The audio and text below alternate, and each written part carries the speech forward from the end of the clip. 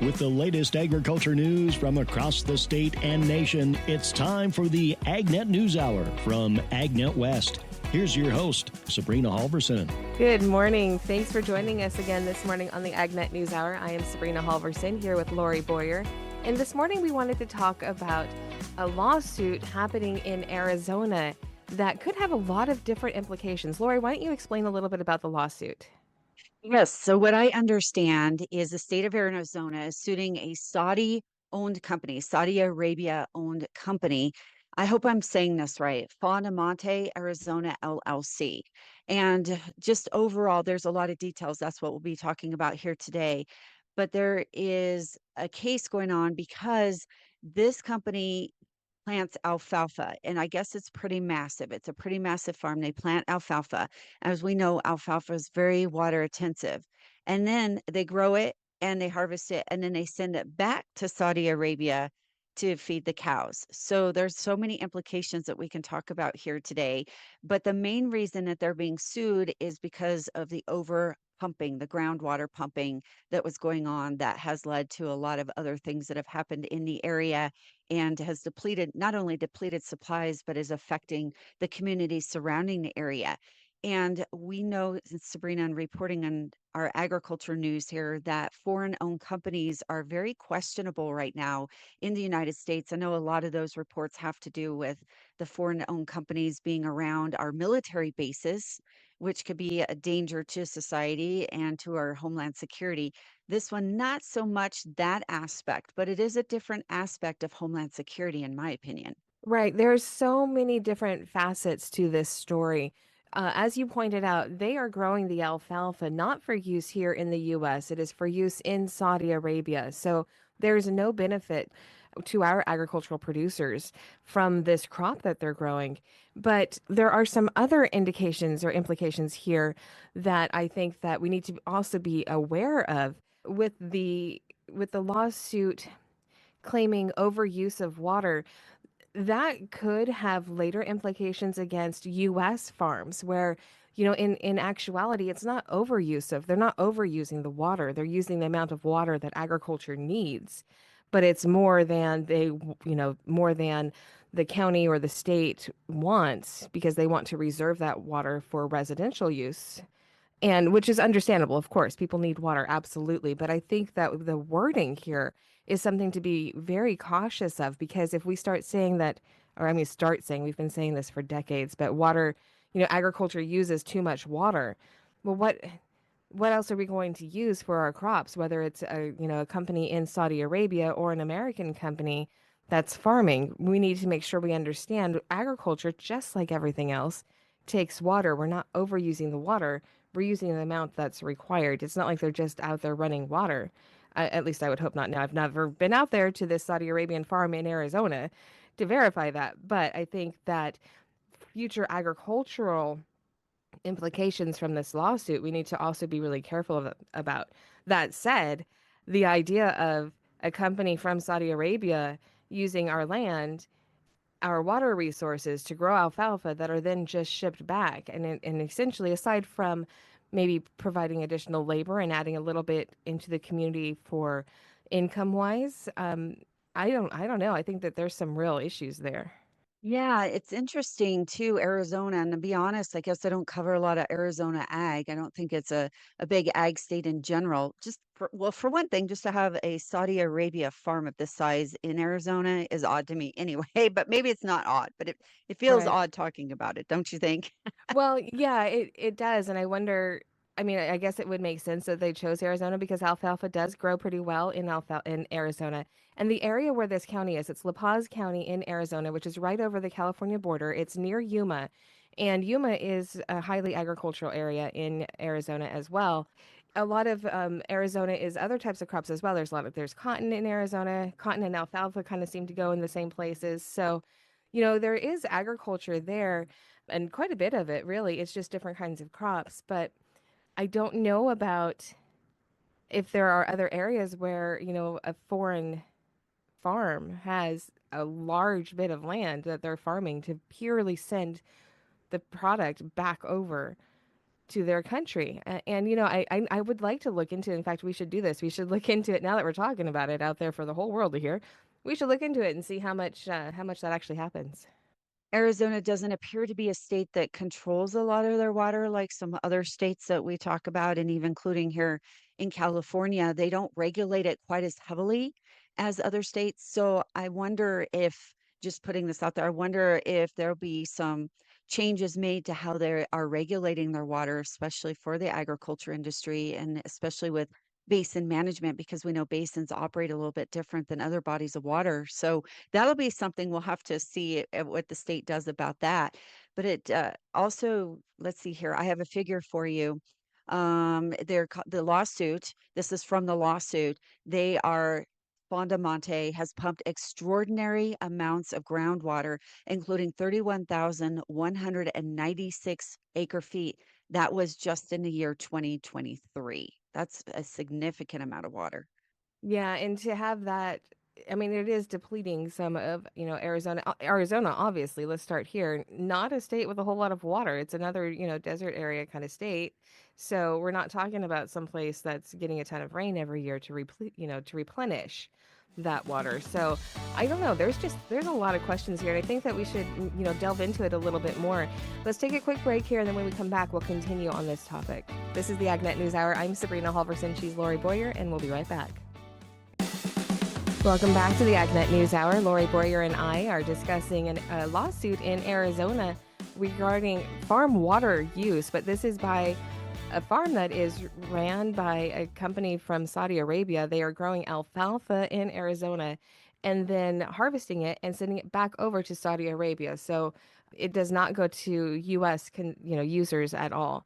And it's such an interesting case, Lorrie, with all of the different angles on this. Yeah, a couple other things on this too. Just that, another angle. This company had leases with the state. Now, while I don't know the details of those leases, it had some sort of collaboration with the state, but then the state said no more. So then this company went out, applied, and received an approval for a well. And that well was actually put on their dairy, but I'm sure that was applied to some of their alfalfa fields from that dairy well. But there you go. So that's kind of another thing with the state of Arizona, is that one company or one side of them is saying no and another side is saying yes. So that's kind of another little issue in on its own. But I think that the other piece of this is, what does this mean for communities around them? And so they're using this water out of this basin, as I mentioned, in an extraordinary amount. That's language according to the lawsuit. And so the people that live around there are really worried about their water supply and whether or not they will have to be abandoning their homes, abandoning their land. What will the other farmers do in the case that they can't get water? So those are some of the things that are brought up in this lawsuit and things that Arizona is trying to figure out here. So how do you come back after this as a state, and as state officials are trying to scramble to figure things out? I don't know. I don't know what you do there, but then they're turning around and suing, as we mentioned, this company. And one thing I did not look up is how much you're actually suing the company for. It's got to be a large amount of money, don't you think? I do. And I have, I wonder if this were not a Saudi Arabian company, if this was a US company that had a dairy and then had and was growing alfalfa for feed, would we feel the same way about it? Would we be looking at, okay, now we're looking at the county is suing a US farm, saying that they're using too much water when we, again, like I said, earlier, is it too much or is it the amount that agriculture requires? So if we want to eat, if we want to have food, we need to use some of this groundwater, to produce that Right. food. And that's just the way that it goes.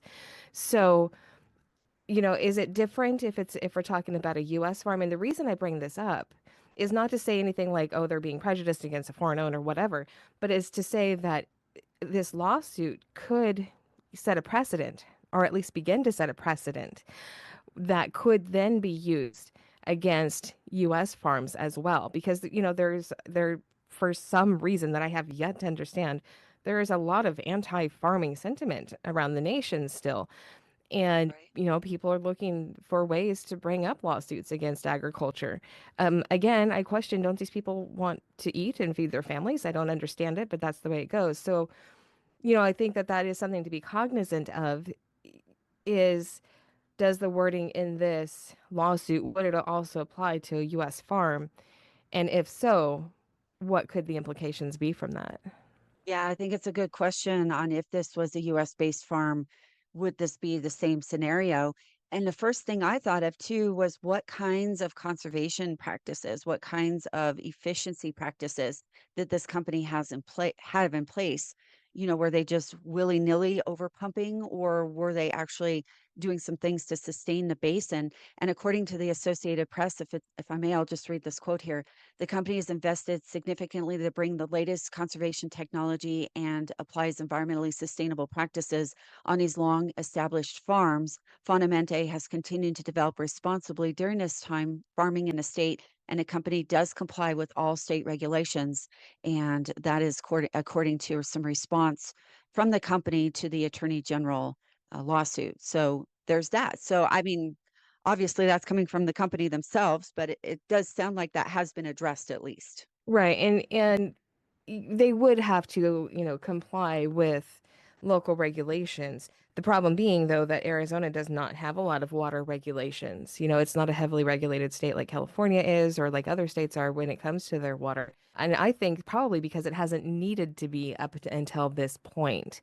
And so now they may be looking at changing some of that and putting in some regulations that they had previously not had to use. Yeah. So then moving forward, what will this mean for other farms? Hopefully they Right. won't be held hostage, if you will, Hmm. to this court case and to, what happens here, because that could really stall out a lot of other farmers and what they're trying to do to produce food, feed, and fuel that we need in this country.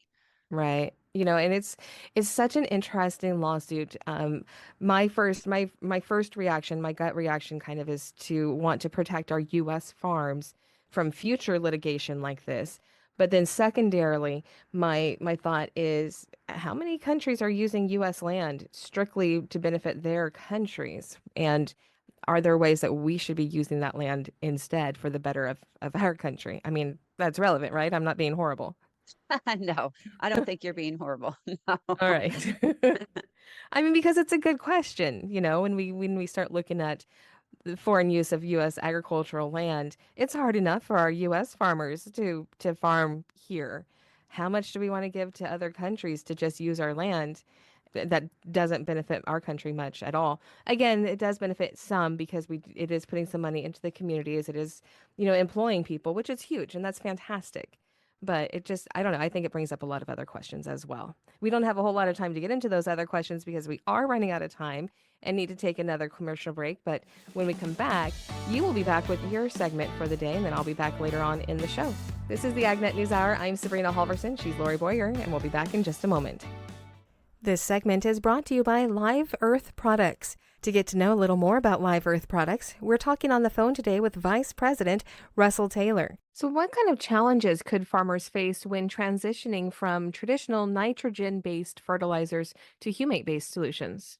That's the fun part about this is the humates and humic acids, while they are certified organic products, the interesting part is most of the users are conventional users.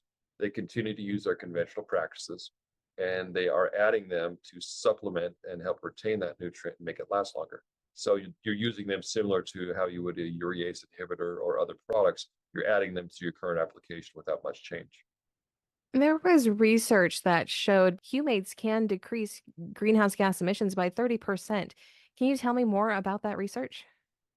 Yeah, so it does vary by soil type and texture. And so I think farmers should look at that research and say, okay, will I get 30%? And that's going to vary by soil type and texture. Qualify that with your soil type and make sure that it's relative to your operation. And then beyond emission reductions, how do humates enhance soil vitality and structure, looking long term for the agricultural production? Farmers talk about soil organic matter, and that's where the conversation ends. We got low soil organic matter, and they really don't dive into what the components of soil organic matter are. Soil organic matter has two pools. You have an active pool and a passive pool, and the active pool being those components that are being actively degraded by soil microbes. And you also have the passive pool, which is the leftovers, those the organic acids that have been degraded by microbes and are stable and are no longer susceptible to degradation. In that pool, you find humic acids, fulvic acids, and humin. And that's the deposits that we mine. So these are ancient plant deposits that are fully degraded. Humates are contributing to your passive fraction of your soil organic matter, which does a few things for your soil. Improves soil texture, which impacts water conservation, nutrient retention, and in addition to it just loosening up the soil and aiding roots to penetrate the soil better, getting access to more air, oxygen, and water. To get to know more about Live Earth products, you can visit them online at liveearth.com. That is spelled LIVEARTH.com. Welcome back to the AgNet News Hour. Here's Lorrie Boyer. My guest on today's show is Shannon Douglas, president of the California Farm Bureau. Shannon, to get us started, tell us a little bit more about yourself. Shannon, tell me about you and your operation. Well, I farm with my husband and our son up here in Northern California. So I'm about 100 miles north of Sacramento. We are in the north part of the valley, still on the valley floor though, so not quite to our foothill communities. And we've got a lot of those going further north and surrounding us. We're diversified farmers, so we have beef cattle, we do walnuts, we do a variety of row crops, and rotate hay in between those. Retail hay, some of that's alfalfa, some of that's more of like an orchard grass type mix, etc. But we're fairly diversified, but relatively small. And I am a first generation farmer. My husband is not. But we have been very involved in Farm Bureau since college, actually, and very proud to serve today. What got you involved in Farm Bureau in the first place? So initially we kind of got involved in two kind of segments, sort of, so to speak, of life. So initially in college, I got involved in YF&R because we were hearing about these award competitions and you could do some traveling and there were conferences that all sounded so much fun, and they were, which was great. So that was kind of that segment. But then after college, it pivoted really, because after college, I moved to what's our community now, a new community for me, and really wanted to be surrounded by people that had our same challenges, as far as, focused people that maybe weren't going on vacation as much as some of my other friends with more traditional careers and lifestyles, etc. And so we found that with the Young Farmers and program. And so we were able to really help be part of growing a group in my new community, my husband's existing community, but of people who we are still friends with, nearly all of them, I think, today. In many cases, our kids have grown up together. And by having that network of people who had similar, not just values, but also they were just kind of similar stage in life, right? It was tremendously helpful from whenever you were, just had the same issue you were dealing with, to looking towards, hey, what did they find that worked? And really some valuable networking in the idea of networking, not to find a job necessarily, right? But networking to find solutions in many cases to the challenges we face. So how did you grow up then? So I'm from Sacramento County, and I grew up in what I guess you might call a rural lifestyle type household, where my family had a couple of acres, but they were not farmers. I am several generations removed from agriculture. In fact, my probably the way you trace it back, I've been in California, my family, for a long time on one branch, and that branch, they were loggers up in Humboldt County. But my mother, actually, I often do share that while I'm not a multi-generation farmer, I am a multi-generation 4-H'er. And so my mother got involved in 4-H, actually, despite the fact that she really had immigrant parents. She was a first-generation American. And in high school, they got her involved in 4-H, actually, kind of as a horse thing. And so she had that connection to, hey, this is a really great program.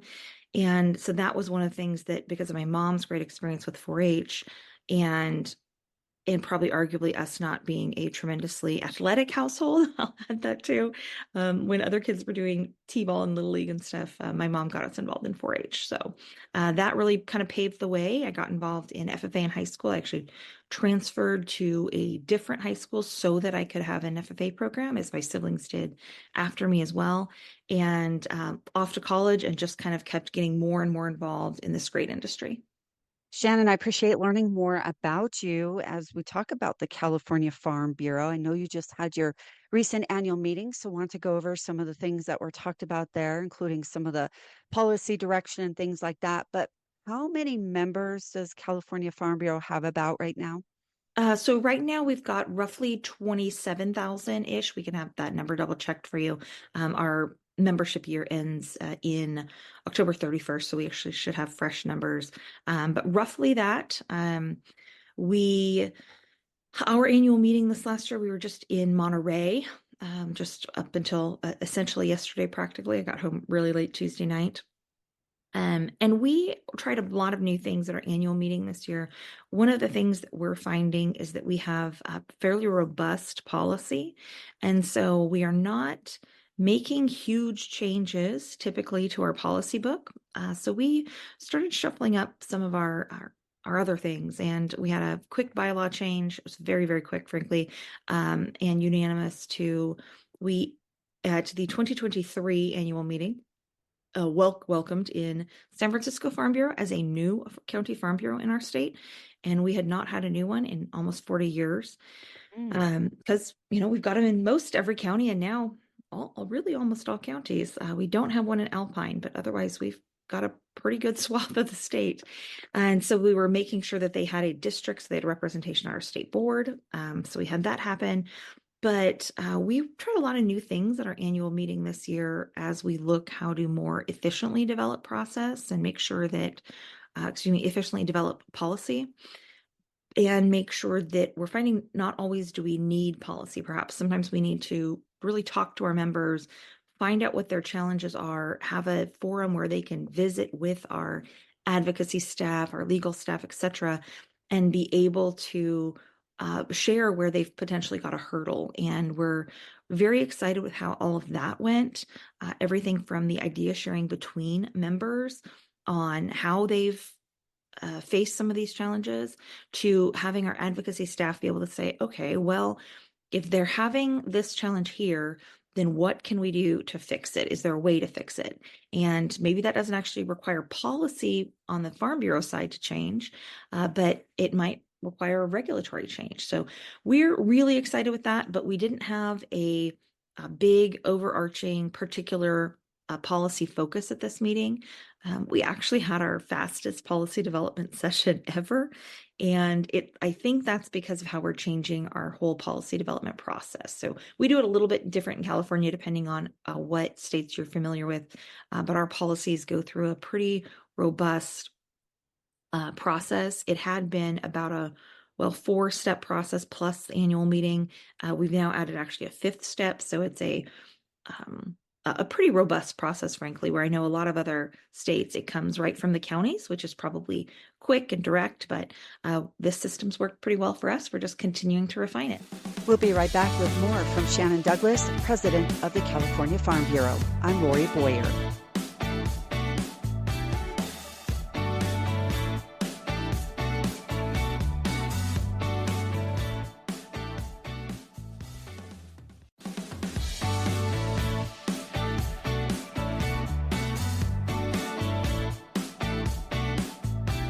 Welcome back as I continue visiting with Shannon Douglas, President of the California Farm Bureau. Shannon, a couple of other things to ask you about, I guess, with regard to issues and somewhat policy, but most recently, the monarch butterfly is on the Endangered Species Act list. American Farm Bureau Federation has come out with some comments on that, but there's a lot of butterflies, a lot of butterfly zone there in California. What are your thoughts on that? Yeah, this is an issue that we've been following very closely, and we're staying very engaged in with a lot of our other industry partners. So we are working on a couple of things right now. We recognize that, yes, there's a ton of butterfly habitat in California. If you've never come out to see it, I make sure you try to do it at some point. But we also know that our farmers are doing a lot already as far as supporting habitat to make sure that we're able to maintain these populations. And so while there's still more to be done on that front, and this with the listing being quite fresh this week, we are still in some cases reviewing that a little bit, but we are looking forward to really being viewed as agriculture is the place with the open space and the opportunity to provide habitat, and we'd really like to do that in conjunction with farming, and we think that can be done. So we're looking forward to more discussion on that front. What about water? Let's talk a little bit about that. That's a big deal all over, but in California, what are some of the things that the California Farm Bureau watches for when it comes to water issues, policies, and discussions? Yeah, we are a complicated state when it comes to water, and I typically share with people that all in our legal team at California Farm Bureau, nearly all of our lawyers at least cover some water. We have one on our state advocacy team. We have one person focused very exclusively on water, but on the legal side, which deals with a lot of the regulatory, that's really divided into water quality and water quantity. And there's just a lot going on for us up and down the state in regards to water. So we are really constantly working on everything from the challenges brought by our state water board as far as how they want to manage that. We've had a lot of work this year on SGMA, frankly, that's our groundwater. Sustainable Groundwater Management Act. And for some of our counties, this is their first time really, paying the fees. They've been dealing with planning about it for a long time, but this is for many cases the first year it's being implemented. And that has brought some tremendous challenges, particularly in the Southern Valley. The fees are pretty tremendous there. So frankly, we are constantly watching water on a ton of different fronts. I will say that it is raining today, as I was sharing, so I was worried about my internet this morning, but we are very thankful for the water that we get, of course, and then recognize that it's also really important to make sure that this water gets moved around the state in the way that we need it so that our farmers can grow food. Among some of the other issues, of course, that California comes to headlines over is bird flu, raw milk testing, bulk tank testing, all those kinds of things. I'm sure you have some dairy members. What are they saying about all this? Yes, bird flu has definitely been in the headlines and on the minds of our dairy farmers and really all of our members, I would say, for a number of months now. Well, we certainly have had a lot of dairies in California that have been battling bird flu, and it's important to know the way our state is testing. We essentially we have a lot more cases because it's a very aggressive testing in the state, so it's being monitored very closely, which I think is important, of course. As we have been navigating that, I think that the positive news, I suppose, would be that the impacts on the cows and on the farms have been lighter because it is not now the hot season. When things were warm is when it was the most challenging to battle this in the, I guess, early fall, late summer. That was very challenging. We're hearing reports that things are better than they were. Certainly, it's not desirable, of course, to get bird flu, but we've been really focused on trying to make sure our farmer members get the resources that they need when they are battling that, making sure those counties have resources to be monitoring and help in all the ways that we can. But yes, that's been top of mind for the last few months. That was Shannon Douglas, president of the California Farm Bureau. I'm Lorrie Boyer, and we will be right back with Sabrina Halvorson here on AgNet West. This segment is brought to you by Live Earth Products. To get to know a little more about Live Earth products, we're talking on the phone today with Vice President Russell Taylor. So, what kind of challenges could farmers face when transitioning from traditional nitrogen-based fertilizers to humate-based solutions? That's the fun part about this is the humates and humic acids, while they are certified organic products, the interesting part is most of the users are conventional users. They continue to use their conventional practices and they are adding them to supplement and help retain that nutrient and make it last longer. So you're using them similar to how you would a urease inhibitor or other products. You're adding them to your current application without much change. There was research that showed humates can decrease greenhouse gas emissions by 30%. Can you tell me more about that research? Yeah, so it does vary by soil type and texture. And so I think farmers should look at that research and say, okay, will I get 30%? And that's going to vary by soil type and texture. Qualify that with your soil type and make sure that it's relative to your operation. And then beyond emission reductions, how do humates enhance soil vitality and structure, looking long term for the agricultural production? Farmers talk about soil organic matter, and that's where the conversation ends. We got low soil organic matter, and they really don't dive into what the components of soil organic matter are. Soil organic matter has two pools. You have an active pool and a passive pool, and the active pool being those components that are being actively degraded by soil microbes. And you also have the passive pool, which is the leftovers, those the organic acids that have been degraded by microbes and are stable and are no longer susceptible to degradation. In that pool, you find humic acids, fulvic acids, and humin. And that's the deposits that we mine. So these are ancient plant deposits that are fully degraded. Humates are contributing to your passive fraction of your soil organic matter, which does a few things for your soil. Improves soil texture, which impacts water conservation, nutrient retention, and in addition to it just loosening up the soil and aiding roots to penetrate the soil better, getting access to more air, oxygen, and water. To get to know more about Live Earth products, you can visit them online at liveearth.com. That is spelled LIVEARTH.com. Welcome back to the AgNet News Hour. Here's Sabrina Halvorson.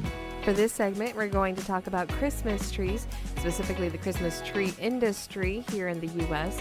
We have a guest joining us on the phone. And Justin, to get us started off, would you please go ahead and introduce yourself to our listeners? My name is Justin Whitehill, and I'm an assistant professor at NC State University in the College of Natural Resources and Department of Forestry and Environmental Resources, and I'm the director of the Christmas Tree Genetics Program. We wanted to talk about Christmas trees. We are about halfway through, a little more than halfway through December, so a lot of people do already have their Christmas trees up. But I just wanted to find out a little bit more about the Christmas tree industry in the U.S. And of course, we're talking about real Christmas trees grown by our Christmas tree farmers here around the nation. It's quite an industry. Would you just start us out telling us a little bit about Christmas trees themselves? Yeah, so Christmas trees runs the gamut of what we call the conifers, anything that is considered an evergreen with long greenery during the winter months. And so pines, spruces, and firs are the major species. But because of that and the interest in the Christmas tree industry, we have growers spread across the United States in every state, really. But the major production regions occur in Oregon State, North Carolina, and Michigan. And by and large, we have anywhere between probably close to 15,000 Christmas tree growers scattered across the United States. And the industry estimated has been valued somewhere around $2.5 billion is the amount of funds that are provided annually or rated annually through the U.S. Christmas tree industry. So, for our Christmas tree growers around the nation, what would you say are some of the biggest issues facing them? I think everything at the moment is being viewed through the lens of climate change, of course. I think that whether our growers in some parts of the country realize it or not, that there are, of course, things happening in the environment that are maybe making growing Christmas trees a little more challenging than what it has been in the past. And with climate change, of course, we're looking at how much stress the trees are basically accumulating. And as I mentioned, the trees and species that are grown around the United States really vary by region. And it really depends on where we're located, but by and large, increasing temperatures, we're seeing more drought occurring for longer periods of time. And that drought is really putting a little bit more stress on the Christmas trees, which makes them a little more susceptible to either diseases or pests that maybe are kept at bay under normal conditions, whatever we want to consider normal conditions. And when the stress kind of accumulates and temperatures change, that's when those things start to ramp up, and that causes more challenges for our growers. So yeah, you mentioned it a bit, but with changes in temperatures, also with seeing differences in water, like you said, we are seeing more drought areas also. Does that change pest and disease pressures for the tree industries in different areas? Yeah, absolutely. I think in North Carolina, our industry has been around for quite a while, and we've had extension specialists and university faculty working with our growers hand in hand for the last 40 plus years. And so we've been really closely monitoring some of those changes and challenges, and that can be said for other states as well, like Michigan, even in the New England area, Connecticut, and all the way in the Pacific Northwest. And we know what is happening in our states and in our areas, and we've been really working with our growers to address some of these challenges. But I think it's some of those states that are in the in between areas that maybe don't have as large of a Christmas tree industry, that are caught on the margins. I'm a little worried about how those growers are going to be dealing with some of the challenges they're facing, because of course there's a lot of crosstalk between the industry no matter where you're located, and our growers in North Carolina work with growers around the country, and the same can be said for other states. And so we're really wondering, what are those challenges other states are beginning to face, and is there anything we can do to help, and is there anything that maybe their local land grant institutions should be aware of to start paying attention to some diseases or pest dynamics that may be changing in the face of accelerated climate change that we need to be aware of and get in front of. And then, of course, with you being in North Carolina, had just some devastating consequences from the hurricane season this year. Has that really affected the Christmas trees? By and large, Hurricane Helene at the moment really did not have a significant impact on the number of trees and the tree quality or anything like that this year. The majority of the impact of Helene was in those valleys. We grow our Christmas trees in North Carolina, the Fraser fir primarily on the side of mountains. And so they're all pretty up high in elevation as well, usually around 3,000 feet and above. And we do that in part to manage some diseases that, like water, there's a disease, the root rot pathogen, that is causing a lot of challenges for Christmas trees in North Carolina. And so one way to manage that is to control where the water is flowing. And so by and large, our trees are pretty well protected in that realm. There were a few landslides here and there that did impact some trees, but the big majority of the impact from Helene was really on the folks that live closer to water sources and creeks. Those riverbanks and creek beds over flooded really high. I don't even have a number, in about a 24-hour period. And so people that had their Christmas tree nursery operations or seedling production areas or homes or equipment in those valleys and between the mountains, those are the folks that were really impacted. And it's anywhere between 40 to $125 million in damage is what we estimate the industry suffered here. But again, that was mainly through the equipment and not as much the commodity itself. Okay, but either way, commitment or equipment or commodity, that's still a significant impact on growers there, isn't it? Oh yeah, absolutely. I don't want to downplay the amount of damage and challenges that we're facing. I think most in North Carolina, we have about 940 Christmas tree growers, and 6 to 8 of those growers suffered significant losses, somewhere in the $30 to $40 million range. And so the rest of that damage was spread across the rest of our grower community, which is still a lot and a big impact. But those few growers that were really in the path of the storm and the floods are the ones that are really suffering. And so I think, yeah, I wanted to get it out there, and I think our grower community too wanted to make sure that folks are aware that by and large, the industry is extremely resilient, despite the setbacks we had and that smaller group of individuals that were significantly impacted. Our communities and growers came together in the western part of the state in the weeks following Helene, and were able to rebuild roads with the Department of Transportation and really get access to those trees. And really the industry, at least in North Carolina, has been a bright spot for the Western North Carolina this year. We didn't get our leafer season, we call it. So the folks that usually come to visit our state and the Blue Ridge Parkway to visit and see the fall colors changing, that didn't happen this year, which is a huge source of income for Western North Carolina. And so the Christmas tree harvest this year has been looked at as for bringing some of that economic revenue back into the state and that part of the rural counties in that part of the state. We're going to take a quick break. When we come back, we'll continue talking about the Christmas tree industry here in the U.S. This is the AgNet News Hour. I'm Sabrina Halvorson, and we'll be right back. Welcome back to the AgNet News Hour. Here's Sabrina Halvorson. Welcome back to the AgNet News Hour. We are talking with Justin Whitehill about the United States Christmas tree industry. As a consumer, we tend to think about Christmas trees once a year or at one season in the year, but obviously growers are growing year round.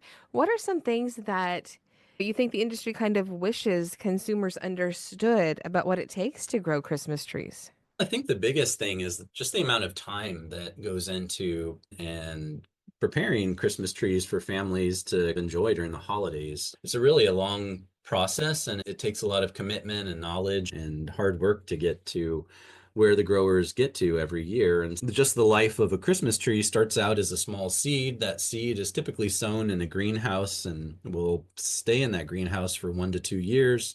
When it gets big enough to be transplanted into a little bit bigger plot and moved outside, it could spend another year or two in that kind of bigger pot. We call that the transplant stage. And so you're already between 2 to 4 years before it even gets to the field. Once those transplants are ready, about a foot or so in size, they're then transplanted out into the field where they'll be located at Christmas tree plantations around the US. And so once they get to the field, we average on about 1 foot of growth per year. Once they reach the field, if you want a 6 to 8 foot tall tree, we're talking anywhere between 6 to 8 years of growth. And that's on top of the 2 to 4 years that we've already had happening in the greenhouse and in the transplant beds. So it's a long-term investment that our growers are really committed to this crop and this industry. And I think it's important that folks realize that we can't just develop trees or grow a tree within a year. We have to plan for 10 years down the road what our crop is going to look like. And at an event like Helene, just to bring it back to that, we don't know what the long-term effects of Helene are going to be, but we are aware that there probably are going to be some long-term effects. And that's where replanting and identifying trees that may be killed in the coming years are going to be very important because of the timeframes involved in growing the crop every year. When you're looking at a crop that you're planting today and probably won't be sold for another 8 to 10 years, there are so many things that could happen in those 8 to 10 years to really damage the crop that sometimes a hurricane growers have no power over. No, absolutely. That's where these kind of once in a lifetime events, we hope they're once in a lifetime events, are really unpredictable. And when they happen, we're really concerned about what kind of impact they're going to have long term. And I think, again, our growers and the trees, by and large, we've seen are in pretty good position. But that's where we have these programs in our research and others that we work with are really trying to address some of these threats from not only climate change, but some of these pests and pathogens that do have such an impact, especially the root rot pathogen. You can have a tree for 6, 7, 8 years looking great, and then the year it's ready to harvest, you'll suddenly have a mortality event and you'll lose that crop. And that's a sort of a devastating thing to happen when you've invested so much time and energy to getting it to that point, and then you just lose it. And that happens. So. All right. So all the more reason for us as consumers to really appreciate that Christmas tree that we get each year from our Christmas tree growers. I think so. Of course, I think the growers do a great job. So always have to support our growers. All right. Any final thoughts that you have for our listeners? I think just share that Christmas trees they're an interesting commodity, a unique commodity, and Christmas trees are biodegradable. They can be recycled if you get a Christmas tree, and there's a lot of debate about the carbon footprint, but that's something that our research and our colleagues are working on. But we know that the carbon footprint of a locally sourced and locally purchased Christmas tree is much better than that of an artificial tree. You'd have to use your artificial tree for 20 plus years to get an equivalent carbon footprint. And so if you do purchase a real tree and support our growers, please make sure that you're recycling it. And once those trees are recycled, they can be used in parks for mulching, or sunk into the bed of lakes for fish habitat, or even used in dune restoration. So I think it's a great thing to help our growers with. All right. Thank you so much for your time today, Justin. That is our show for today. This has been the AgNet News Hour. I'm Sabrina Halvorson. On behalf of Lorrie Boyer and myself, thank you for tuning in. To get more information on the topics you heard today, visit AgNet West at agnetwest.com. You can also stay connected by following us on our social media at AgNet West on Facebook, Instagram, and X. AgNet West Radio Network, your primary choice for agriculture news.